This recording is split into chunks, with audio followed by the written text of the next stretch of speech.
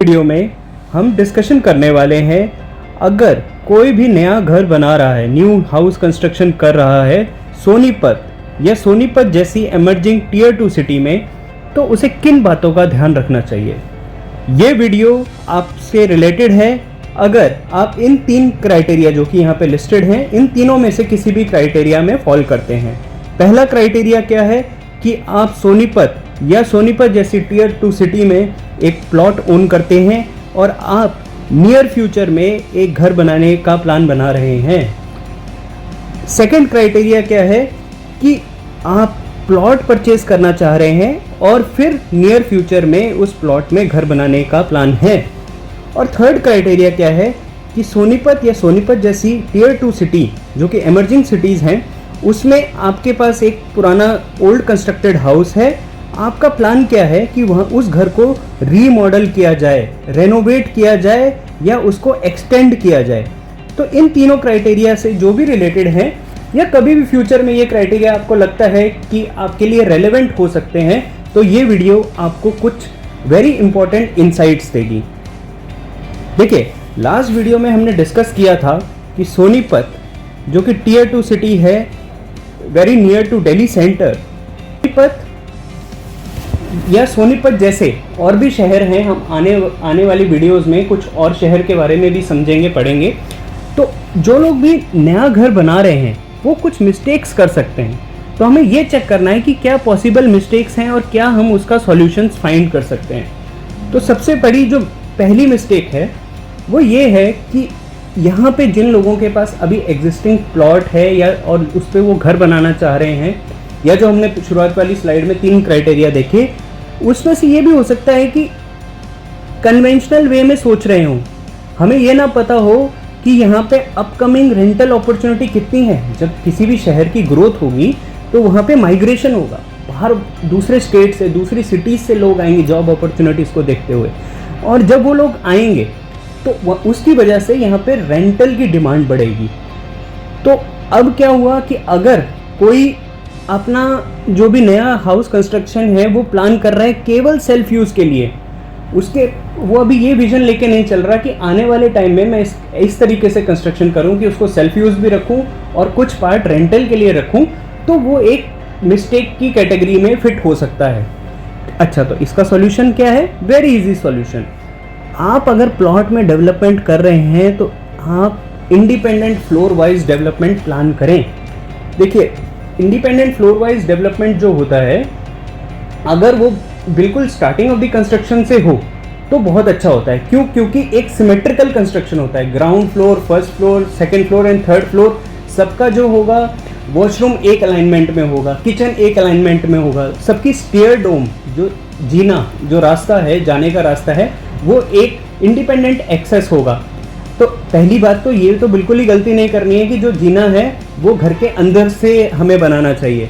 इसके लिए हमें क्या है, प्रॉपर प्लानिंग और आर्किटेक्ट से प्रॉपर कंसल्टेशन करनी चाहिए कि कल को हमें अगर ऊपर वाले फ्लोर्स, मान लीजिए कि ग्राउंड फ्लोर या फर्स्ट फ्लोर पे हम खुद अपने लिए सेल्फ यूज़ के लिए ले रहे हैं, तो सेकंड फ्लोर और थर्ड फ्लोर जो है वो हम रेंट आउट करने के हिसाब से बनाएं। तो इस तरीके से प्रॉपर फुल प्रूफ प्लानिंग के साथ डिज़ाइन करना चाहिए। अच्छा, अब जो नेक्स्ट मिस्टेक है कि आज के टाइम पे कम्यूट करने का सबसे मेजर मोड क्या है कि बहुत सारे लोग जो हैं सोनीपत में, दे ओन कार्स और कार से ट्रेवल करते हैं। तो आज के टाइम पे ऐसा भी है कि एक घर में 2 कार हैं, कई घर में 3 कार भी हैं।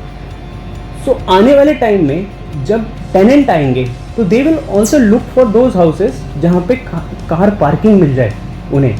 और यूजुअली ये भी देखा गया है टीयर 1 सिटीज़ में और मेट्रो सिटीज़ में, जिन घरों में, जिन अपार्टमेंट्स में या जिन फ्लोर्स के लिए डेडिकेटेड पार्किंग अवेलेबल है, उनका रेंटल राउंड अबाउट 10% ज़्यादा होता है। राउंड अबाउट, अप्रॉक्सीमेटली बोल रहा हूँ। ऑल्सो ये भी देखा गया कि कई केसेस में अगर किसी घर में कार पार्किंग ओनर प्रोवाइड करता है अपने किराएदार को, तो वो उसके लिए एक्स्ट्रा भी चार्ज करता है। तो ये एक पोटेंशियल है कार पार्किंग वाला। तो यहाँ पे आपको क्या करना है, इस मिस्टेक ना हो इसके लिए क्या करना है कि आपने एम्पल स्पेस, काफ़ी ज़्यादा स्पेस अच्छी तरीके से प्लानिंग के तरीके से एटलीस्ट 4 कार की तो दें। एक प्लॉट पे जो घर बनाएंगे उसमें 4 कार के पार्किंग के लिए आपको प्लानिंग करके चलनी है। तो इसमें भी प्लानिंग अलग अलग तरीके से हो सकती है, वैरायटी ऑफ फैक्टर्स आएंगे।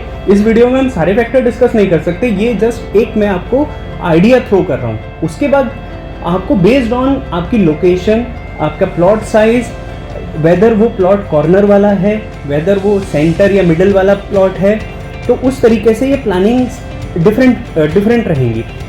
बट एक सजेशन है कि एटलीस्ट 4 कार की पार्किंग ज़रूर आप असाइन करें या एलोकेट करें अपनी इनिशियल प्लान में ही। ये आपको काफ़ी हेल्प करेगा आगे आने वाले टाइम में in terms of getting higher value of rental.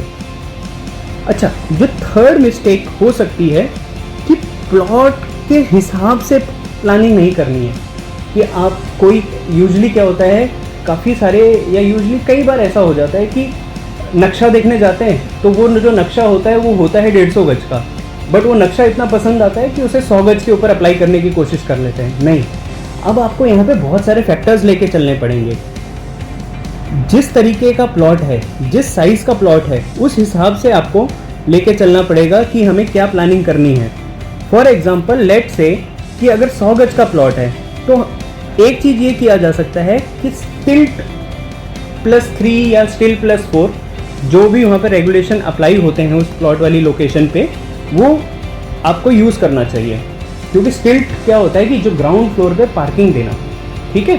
तो अगर 100 गज का प्लॉट है, क्योंकि वहाँ पे जो उसका फ्रंट होगा, फ्रंट में जो रैंप बनेगा वहाँ पे ज़्यादा स्पेस नहीं होगी।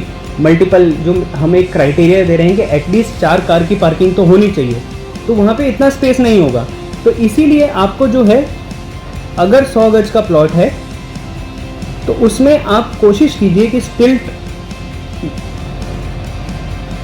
की प्लानिंग इंक्लूड करें अपने इनिशियल डिज़ाइन में, बिल्डिंग प्लान में, क्योंकि इससे आपको एम्पल पार्किंग स्पेस मिलेगा। अच्छा, इसमें ये भी एक और हमारा सजेशन ये रहेगा कि फॉर एग्जांपल अगर 150 गज या 150 गज से ऊपर, इससे ग्रेटर देन 150 गज अगर साइज़ है प्लॉट का, तो इसमें आपको क्या करना चाहिए कि एक लिफ्ट लॉबी के लिए स्पेस देनी चाहिए अपने इनिशियल डिज़ाइन में। ज़रूरी नहीं है कि लिफ्ट को आप आज ही इंस्टॉल कर दें, पर आपको ये स्पेस देनी चाहिए। क्यों? क्योंकि यूजुअली आप ये देखिए, आज जो भी लोग या मेजॉरिटी जो प्लॉट ओन कर रहे हैं या घर का कंस्ट्रक्शन कर रहे हैं, वो 30+ या 35+ रेंज में है। 35 to 50 की जो एज रेंज है उसमें आते हैं। तो हमें एक ऐसा घर बनाना है जो कि फ्यूचर प्रूफ भी हो।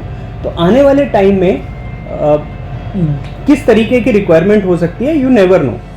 गॉड फॉरबिड सब सही हो, पर कई बार क्या होता है कि अगर लिफ्ट रहता है तो उससे आप इजीली ट्रेवल कर सकते हो ग्राउंड फ्लोर से 4th फ्लोर। अब आप बोलेंगे नहीं नहीं, हमने तो जो ग्राउंड फ्लोर है वो खुद के लिए रहने के लिए रखना है या 1st फ्लोर रखना है, हम 4th फ्लोर पे क्यों जाएंगे? नहीं, अगर इजी एक्सेस रहेगा 4th फ्लोर के लिए तो कई बार मेंटेनेंस के लिए जाना पड़ता है, प्रॉपर्टी की इंस्पेक्शन के लिए जाना पड़ता है, कई बार टेरेस पे जाना पड़ता है। मान लो आपके वहाँ पे वाटर टैंक्स रखे हुए हैं, उसमें कोई प्रॉब्लम आ गई, अगर सोलर इंस्टॉलेशन कर रहे हैं उसमें कोई प्रॉब्लम आ गई, तो ये अगर लिफ्ट लॉबी, मान लीजिए आज आपने लिफ्ट लॉबी के लिए स्पेस रखा है, 10 साल के बाद लगा देना लिफ्ट लॉबी, है ना, वो depending on the budget. But and also ये होता है कि ये अगेन Tier 1 सिटी और जो मेट्रो सिटीज़ में ये देखा गया है, जिन घरों में जो कि स्टिल्ट +3 या स्टिल्ट +4 हैं और जिन घरों में लिफ्ट है वहाँ पे भी रेंटल वैल्यू ज़्यादा है। तो इसीलिए ये बोला जा रहा है कि इसका जो सॉल्यूशन है, आप प्लॉट साइज़ के हिसाब से देखिए। देखो 100 गज के केस में तो लिफ्ट की स्पेस निकालना थोड़ा मुश्किल हो जाएगा, तो उसके लिए हम ये सजेस्ट नहीं कर रहे हैं, बट स्टिल अगर कोई निकाल सकता है, well that is really appreciable. But अगर 150 या 150 गज से ऊपर वाला प्लॉट साइज़ है तो उस केस का जो बिल्डिंग प्लान आपको बनाना चाहिए वो इस तरीके से बनाना चाहिए कि उसमें लिफ्ट लॉबी की आप एटलीस्ट शाफ्ट तो छोड़ें। सो आपको ये यहीं पे आज हम ये वीडियो एंड करते हैं। इसको काफ़ी हमने शॉर्ट रखा है इस वीडियो को। 3 इनसाइट्स हमने शेयर किए हैं, बहुत हाई लेवल पे, मतलब बहुत डिटेल में हम डिस्कशन नहीं किया है, पर मैं चाहूँगा कि आप लोग कमेंट्स में लिखें कि आप इस तरह का कुछ प्लानिंग कर रहे हैं या इस तरह की प्लानिंग करते टाइम आपने किस तरीके से कुछ प्रॉब्लम्स को सॉल्व किया। इससे क्या होगा कि कम्युनिटी में और नॉलेज का शेयरिंग होगी। तो आपको कैसी लगी वीडियो ज़रूर हमें कमेंट्स में बताइए, और हो सके तो सब्सक्राइब करें और लाइक करें।